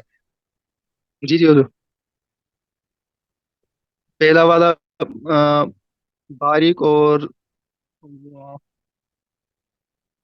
रीजन बताइए बारीक होने की दूसरा दोनों वाला की। भी बारीक. वजह दोनों की दोनों बताइए। बारीक होंगे. वही वजह बताइए, वजह। पहला वाला जो है ये, पहला वाला इसमें जलालत वाला लाम नहीं है, और दूसरा जो है उससे पहले जबर है, तो उसकी वजह से वो भी बारीक हो जाएगा. दूसरे से पहले जबर है? जी. दूसरे लाम से लाम है. पहले जबर है या देर है? जेर. जी जी, माशाल्लाह। जेर. चलिए, ये एजाज अहमद जो है वो अनम्यूट करें।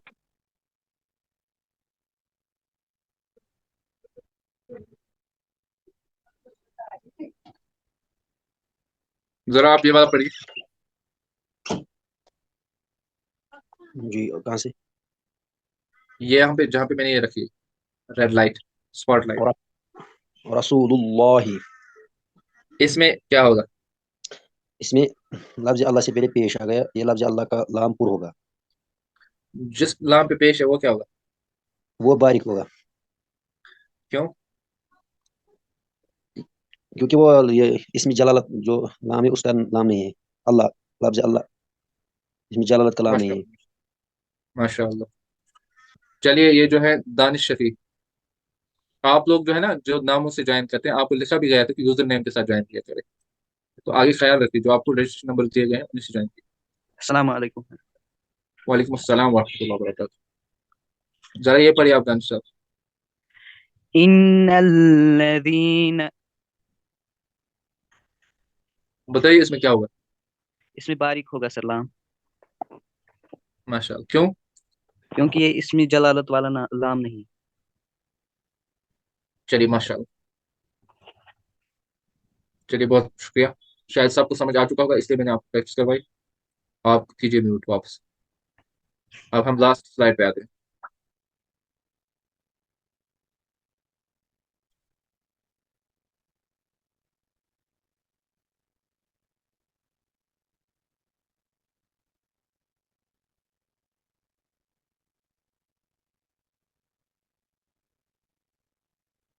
लिस्ट हमने भेज दी है ग्रुप में, अगर आप वहीं पे टेक्स्ट करेंगे तो हम आपको भेज देंगे।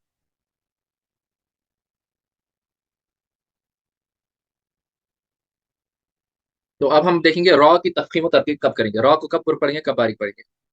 मुझे लगता है मैं डायरेक्ट उसी पे आ जाऊंगा जहां पे मैंने आपको ये, चलिए ये भी बता ही देता हूँ, हो सकता है किसी को ये तरीका पसंद।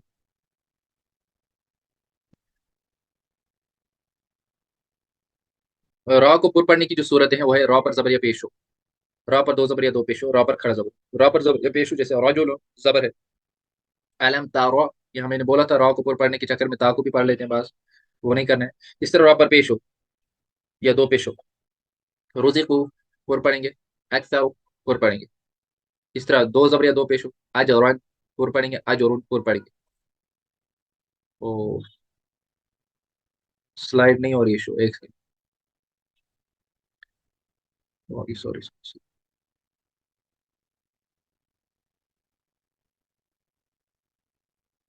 अब हो रही है? अब हो रही है? नहीं हो रही?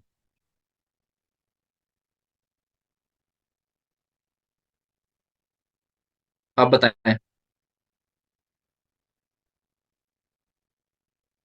अभी देखिए, अभी हो रही है? ओके। आपको फिर चैट भी दिख रहा होगा, जिससे ये भी मसला है।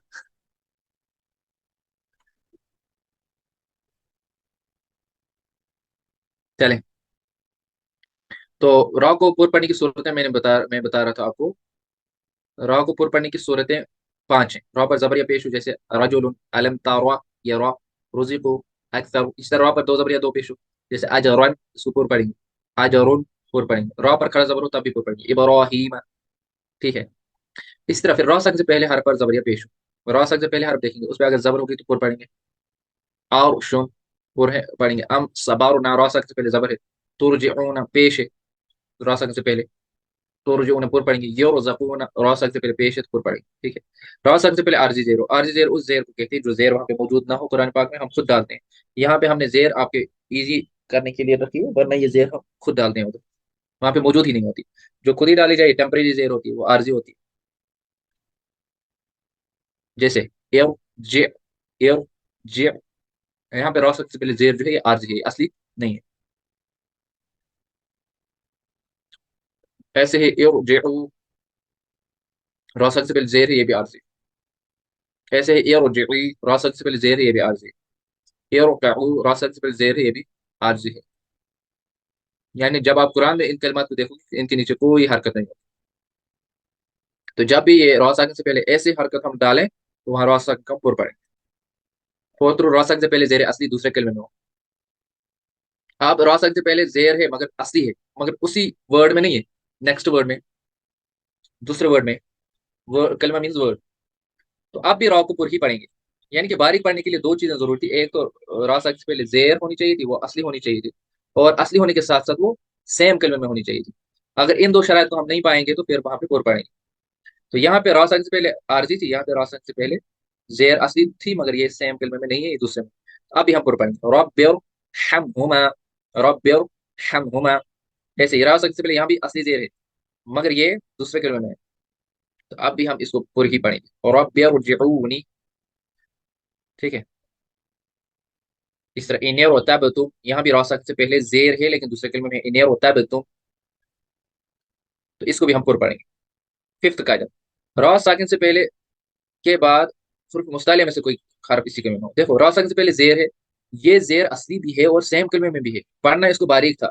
लेकिन इसके बाद चूंकि हुर्फ मुस्तालिया आ रहा है, तो मुस्तालिया यानी ये मोटा होता है। मान लो ये अभी तक ये बारीक था, ये दूसरे मोटा आदमी आ गया तो इसने अपना ही असर छोड़ दिया, तो अब इसको पूरी ही पढ़ेंगे। फेयर औकातीन, इसका असर इस पर डोमिनेट रहता है।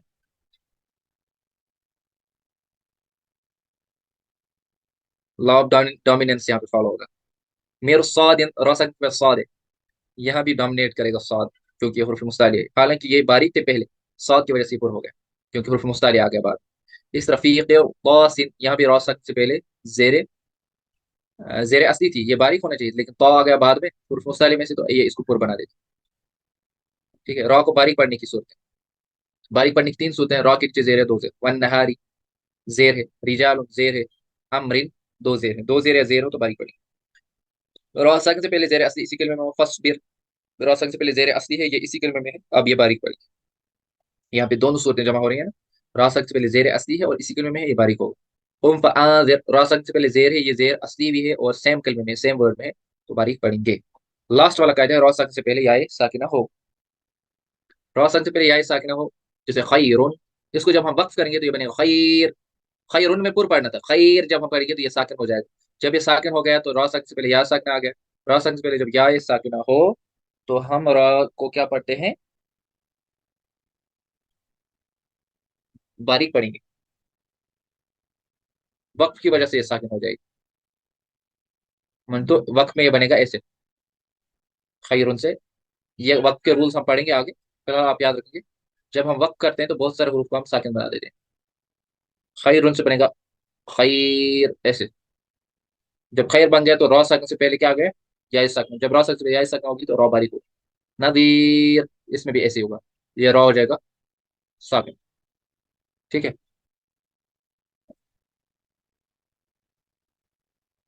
इसी को समझाने के लिए दूसरा मेथड मैंने अडॉप्ट किया है, वो क्या है,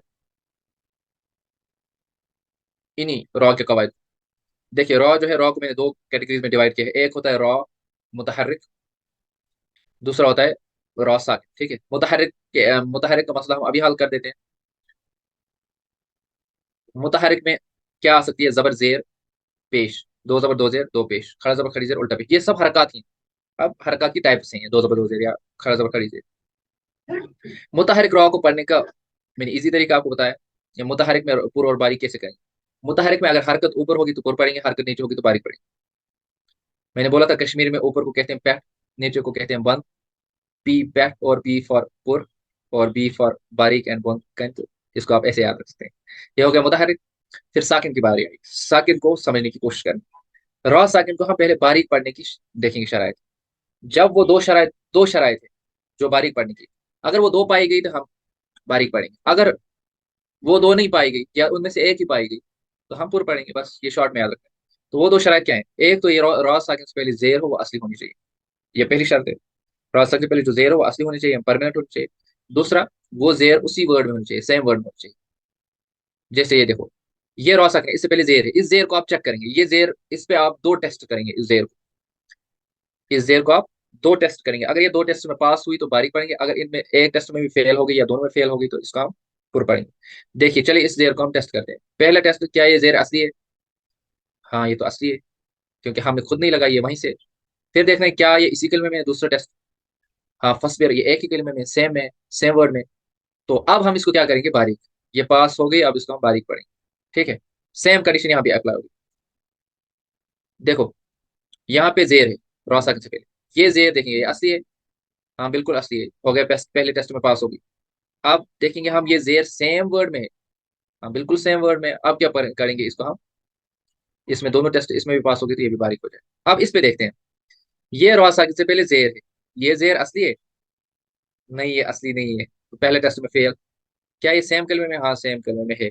एक टेस्ट में पास हो गई लेकिन एक में फेल हो गई, तो इसको हम अब बारीक नहीं पढ़ सकते, इसको हम पढ़ेंगे पुरही। ठीक है, सेम कंडीशन यहाँ भी अप्लाई होगी। ये रॉसक से पहले जेर है, इसको भी दोनों टेस्ट करते हैं। क्या ये असली जेर है? नहीं ये आरजी है, तो पहले टेस्ट में फेल। उसके बाद देखेंगे क्या ये सेम वर्ड में? हाँ सेम वर्ड में तो है, लेकिन जब एक टेस्ट में फेल हो गई तो अब इसको बारीक नहीं पढ़ सकते, इसको भी पुरही पढ़ेंगे आप। ठीक है, अब नेक्स्ट पे आते हैं। ये वाला, ये है रॉसक, इससे पहले जेर है। आप देखेंगे ये रॉसक से पहले जेर जो है ये असली है। हाँ बिल्कुल असली है, इस टेस्ट में पास हो गई है, इसलिए मैंने इसको ग्रीन में किया। अब रॉ साकिन से पहले जो जेर है ये सेम वर्ड में है। नहीं ये अनदर वर्ड में है, यहाँ पे ये फेल हो गई, इसलिए मैंने रेड दिया इसको। जब ये एक टेस्ट में फेल हो गई तो इसको बारीक नहीं पढ़ सकते, इसको पूर्ण पढ़ेंगे। समझ आया? एक और एग्जांपल मैं दूंगा, लेकिन ये मैं आपके जरिए से करवाना चाहूंगा हल।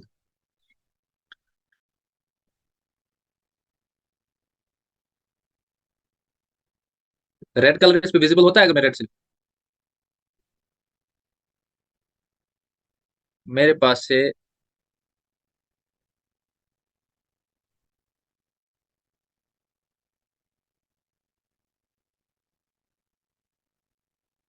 ये रॉ है। चलिए मैं इसको बताता हूँ पहले।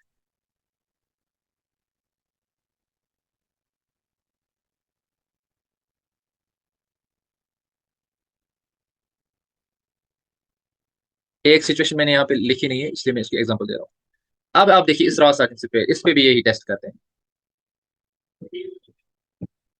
हाँ बताइए, अब इस रॉ साकिन को देखते हैं, आप लिखिएगा यहाँ पे कमेंट्स में, तैयार रहिए। इस पे हम दोनों टेस्ट करेंगे। इस रॉ सेक्शन से पहले हम देखेंगे, इससे पहले क्या देखना था हमें, जेर है। ये जेर है, इसमें असली जेर है इसमें, जरा देखो रॉ सेक्शन से पहले।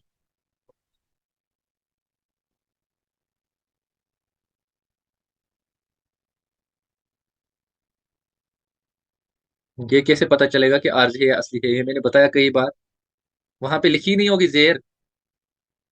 जब जेर लिखी नहीं होगी, सही आपने बताया ये जेर नहीं है, तो जेर नहीं है तो पहले ही कंडीशन में ये पास नहीं हुआ। अब देखना है, इससे पहले जो है वो सेम कलमे में, हाँ सेम वर्ड में है, लेकिन जेर ही नहीं है, तो मतलब दोनों शरायत नहीं पाएगी। ना जेर असली है ना इसी कलमे में, कुछ नहीं, जेर ही नहीं है, तो अब भी क्या पढ़ेंगे, पूर्व पढ़ेंगे ना। कहने का मकसद मुझे यही था कि जब ये दोनों शरायत होंगी तब हम बारीक पढ़ेंगे, अगर दोनों में से दोनों भी नहीं हुई तो तब भी बारीक ही पढ़ेंगे ना, दोनों शरायत नहीं है इसमें। तो हो गए खत्म। अब आएंगे लास्ट पे, मैंने बोला था ये कुछ एक्सेप्शंस होती हैं, इन एक्सेप्शंस को आप जुबानी याद रखेंगे।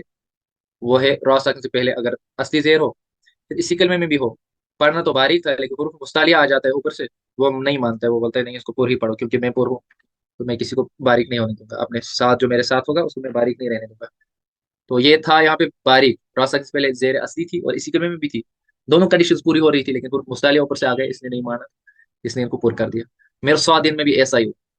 लास्ट वाला कायदा है रॉ से पहले याई साकिन, जैसे खैर, नदीर, इसकी मैंने एग्जांपल सूरह मुल्क से दी थी, कदीर, हसीर, सईर, मसीर, कबीर, नवीर, नकीर, बसीर। ये आप हमेशा याद रखिएगा, इसमें फिर हुफाज को भी गलती होती है जो हुफाज तक होते हैं, क्योंकि वो तवज्जो नहीं रखते। तो अल्हम्दुलिल्लाह रब्बिल आलमीन, हमारे 11 चैप्टर्स कंप्लीट हो गए। अगर किसी को कोई कंफ्यूजन हो तो वो बताइए, उनको मैं समझा सकता हूँ। अभी कितने मिनट्स हैं हमारे पास? 10 मिनट है हमारे पास, अगर 10 मिनट में कोई क्वेश्चन हो तो वो बता सकते हैं। मैं फिर प्रेजेंटेशन बंद करता हूँ, मैं फिर वाइट बोर्ड यूज करूँ। ये मैं समझाना चाह रहा था, या अय्यतुहन नफ्सुल मुतमइन्ना। ये देखो आयत शुरू हो रही है, लेकिन देखिए इस अलिफ के नीचे है कुछ, ये जो अलिफ जिसको मैं मार्क कर रहा हूँ मत है, तो यहाँ पे हम खुद ही जेर लगाते हैं, हम पढ़ते हैं ये रोजी। अब रॉ साकिन से पहले जो जेर लग गई वो आरजी है ना, तो यही कहने का मकसद था हमारा, ये रोजी इला रब्बिक रादियतन मरदिय्यह। अब रॉ को, इस रॉ को और पढ़ेंगे क्योंकि इस रॉ से पहले जेर जो है वो आरजी होगी। तो आप पहले जब भी आपको रॉ साकिन मिले आप उसको पहले देखिए, ये बारीक मत होगा। अगर बारीक के रूल्स उस पर अप्लाई नहीं होते तो फिर पुर हो। बारीक के रूल्स दो याद रखने, कि रॉ साकिन से पहले हमें देखना है जेर असली हो और सेम वर्ड। मुझे लगता है आप सबको समझ आ चुका है, आपने कोई क्वेश्चन भी नहीं किया, आप सब ही जीनियस हो माशाल्लाह। अगर वक्फ नहीं करेंगे तो फिर कहाँ, फिर आरजी जेर नहीं डालेंगे, फिर ये बनेगा तो रुजी। फिर पिछली हरकत के मुताबिक पढ़ेंगे, पिछली हरकत जो होगी उसी के मुताबिक पढ़ेंगे, अगर वक्फ नहीं किया।